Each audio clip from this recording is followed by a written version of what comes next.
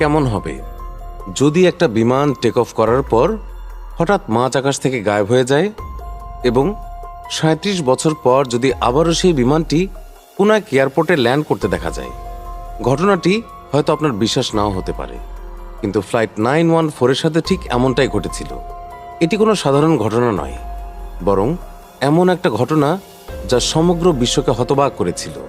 আমরা কথা বলছি Douglas DC-4 Pan American flight 914-এর, যা 2 জুলাই 1955 সালে নিউ ইয়র্ক থেকে মায়ামির উদ্দেশ্যে রওনা হয়েছিল, কিন্তু কখনো সেটি তার গন্তব্যে পৌঁছায়নি। সকাল তখন 7টা।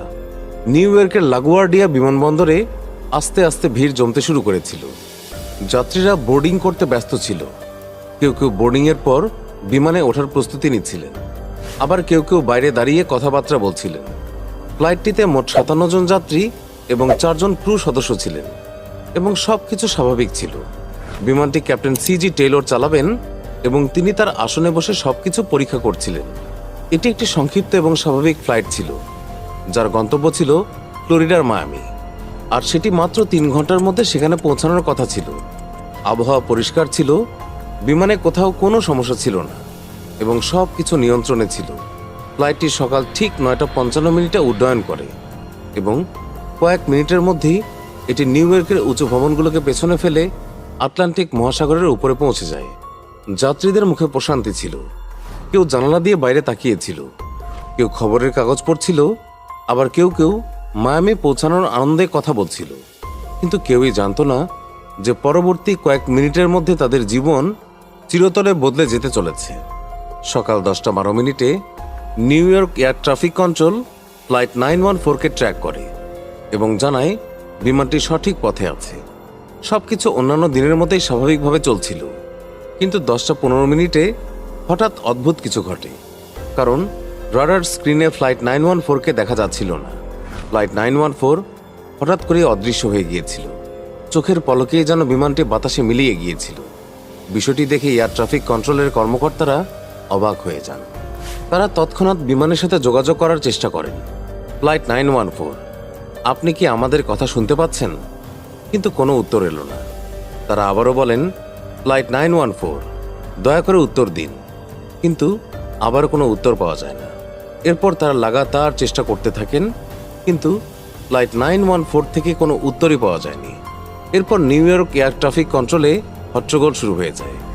এয়ার ট্রাফিক কন্ট্রোলের কর্মকর্তারা ভেবেছিলেন হয়তো কোনো কারিগরি ত্রুটি হবে, কিন্তু যখন তারা অন্যান্য ফ্লাইটগুলোকে ট্র্যাক করে তখন সব কিছু স্বাভাবিক ছিল। শুধুমাত্র ফ্লাইট 914-ই গায়েব ছিল। মায়ামি এয়ার ট্রাফিক কন্ট্রোলকে তাৎক্ষণিকভাবে অবহিত করা হয় এবং বলা হয় যে ফ্লাইট 914 হঠাৎ রাডার থেকে অদৃশ্য হয়ে গেছে। এতক্ষণে বিমানটি তার গন্তব্যে পৌঁছে যাওয়ার কথা ছিল, কিন্তু পৌঁছায়নি। এর পরপরই তৎক্ষণাৎ অনুসন্ধান অভিযান শুরু হয়। নৌবাহিনীরা সমুদ্রে বিমানের ধ্বংসাবশেষ খুঁজতে শুরু করে। অন্যান্য বিমান সংস্থাগুলির সাথেও যোগাযোগ করা হয় এবং তাদের জিজ্ঞাসা করা হয় যে তারা আকাশে অস্বাভাবিক কিছু দেখেছে কিনা, কিন্তু কোথাও কোনো হদিস মেলেনি। অনেক খোঁজাখুঁজি করেও যখন কোনো হদিস পাওয়া যায় না, তখন প্যান আমেরিকান এয়ারলাইন্স একটি বিবৃতি জারি করে যে ফ্লাইট 914 57 জন যাত্রী আর 4 জন ক্রু সদস্য নিয়ে রহস্যজনকভাবে নিখোঁজ হয়ে গেছে। আমরা সম্ভাব্য সকল জায়গায় অনুসন্ধান করেছি, কিন্তু কোনো ধ্বংসাবশেষ পাইনি। আমরা গভীরভাবে দুঃখিত যে এটিকে দুর্ঘটনা হিসেবে ধরে নেওয়া হয়েছে, কিন্তু এখন প্রশ্ন হলো, বিমানটি কি সত্যি বিধ্বস্ত হয়েছিল, নাকি এটি অন্য কোনো সময় এবং স্থানে আটকা পড়েছিল? এই প্রশ্নটি এখন সবার মনেই ছিল, কিন্তু কারো কাছেই কোনো উত্তর ছিল না। এইভাবে অনেক বছর কেটে যায়, কিন্তু তারপর প্রায় 37 বছর পর 1992 সালে এমন একটি ঘটনা ঘটে যা কেউই বিশ্বাস করতে পারছিল না। 1955 সালে নিখোঁজ হওয়া ফ্লাইট 914-এর কথা মানুষ প্রায় ভুলে গিয়েছিল। এটিকে একটি মর্মান্তিক দুর্ঘটনা হিসেবে ধরে নেওয়া হয়েছিল। যাত্রীদের মৃত ঘোষণা করা হয়েছিল। কেউ আর এখন এই ফ্লাইটটি নিয়ে কথা বলতো না। কিন্তু 37 বছর পর 21শে সেপ্টেম্বর 1992 সালে ভেনিজুয়েলার কারাকাস বিমানবন্দরে এমন কিছু ঘটে যা সেখানে উপস্থিত সকলকে হতবাক করে দেয়। কারাকাস বিমানবন্দরের এয়ার ট্রাফিক কন্ট্রোল প্রতিদিনের মতোই ব্যস্ত ছিল। প্রতিটি ফ্লাইট পর্যবেক্ষণ করা হচ্ছিল এবং সব কিছু স্বাভাবিক ছিল। কিন্তু একটু পর হঠাৎ করে রাডার স্ক্রিনে একটি অজানা বিমানের সিগন্যাল ভেসে ওঠে।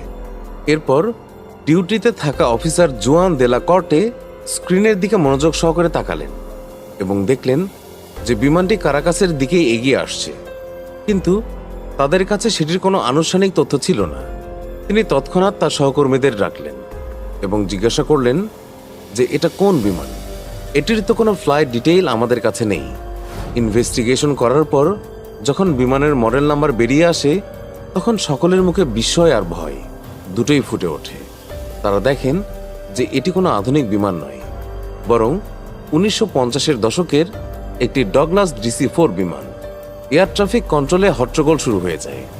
কন্ট্রোল টাওয়ার তৎক্ষণাৎ বিমানের সাথে যোগাযোগ করে। অচেনা বিমান, দয়া করে নিজের পরিচয় দিন। কয়েক সেকেন্ডের জন্য কোনো সাড়া নেই।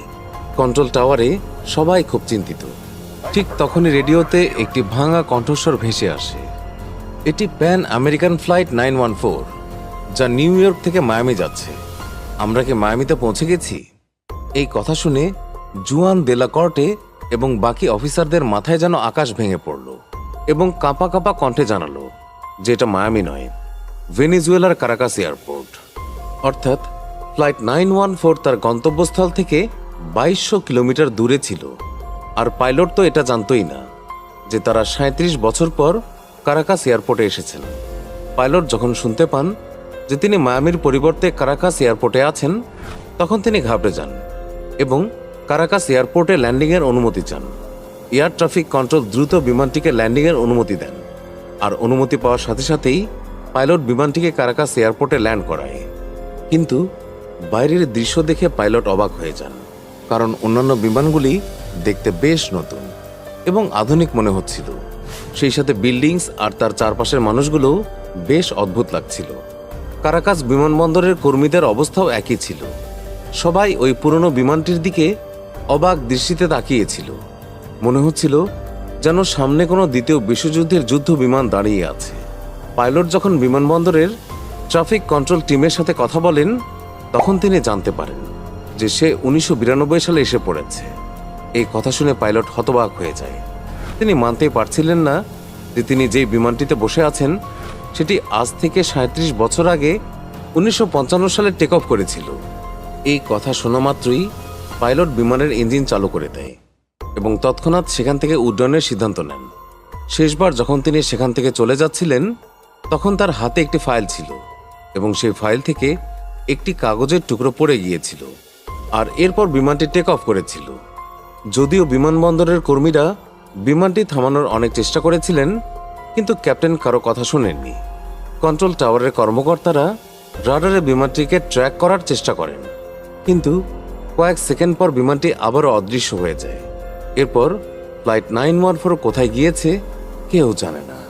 আজ পর্যন্ত না তো এটি মায়ামি পৌঁছেছে, আর না এটিতে বসা কোনো যাত্রীর সন্ধান পাওয়া গেছে। আর পাইলটের হাত থেকে যে কাগজের টুকরোটি পড়ে গিয়েছিল তা আসলে একটি ক্যালেন্ডার ছিল, সেটাও 1955 সালের, যা এটা প্রমাণ করে যে এই ঘটনাটি 100% সত্য ছিল। কিন্তু এখন প্রশ্ন হলো, যদি সত্যিই এমনটা হয়েছে, তাহলে 1955 সালে উড্ডয়ন করা বিমান 37 বছর ধরে কোথায় ছিল? এই ঘটনাটি কোনো সায়েন্স ফিকশন মুভির মতো মনে হয়, কিন্তু কিছু লোক বিশ্বাস করে যে এই ঘটনাটি সম্পূর্ণ সত্য। আবার কেউ কেউ এটিকে একটি কাল্পনিক গল্প বলে মনে করে। ফ্লাইট 914 রহস্য দশকের পর দশক ধরে মানুষকে অবাক করে আসছে এবং এর সমর্থনে অনেক গল্প এবং কথিত সাক্ষী রয়েছে, কিন্তু আজ পর্যন্ত এর কোনো সুনির্দিষ্ট প্রমাণ পাওয়া যায়নি। কিছু প্রতিবেদন অনুসারে এই গল্পটি 1980-র দশকে শুরু হয়েছিল, যখন একটি আমেরিকান ট্যাবলয়েড সংবাদপত্র এটি প্রকাশ করেছিল। বলা হয় যে এই গল্পটি সম্পূর্ণ বানোয়াট এবং এর কোনো আনুষ্ঠানিক রেকর্ড নেই।